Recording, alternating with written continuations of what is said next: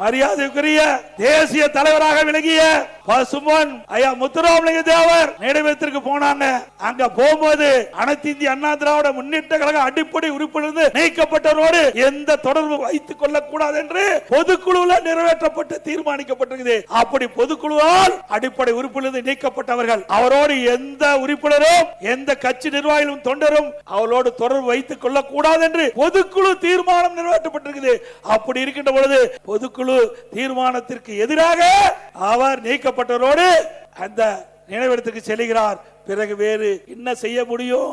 தலைமை கழக மூத்த நிர்வாகிகள் அழைத்து பேசி அவர் இனி இந்த இயக்கத்தில் தொடர்வதற்கு லாயக்கற்றவர். அதனால அவர் அடிப்படை உறுப்பினர் நீக்கி இருக்கிறோம். ஏதோ எடுத்தோம் கவித்தோம் அல்ல. ஆனால் அவர் வேண்டுமென்றே திட்டமிட்டு கிட்டத்தட்ட 2-3 ஆண்டு காலமாக இயக்கத்துக்குள் இருந்து இயக்கத்திற்கு எதிராக செயல்பட்டவர், இயக்கத்துக்கு துரோகம் விளைவித்தவர்.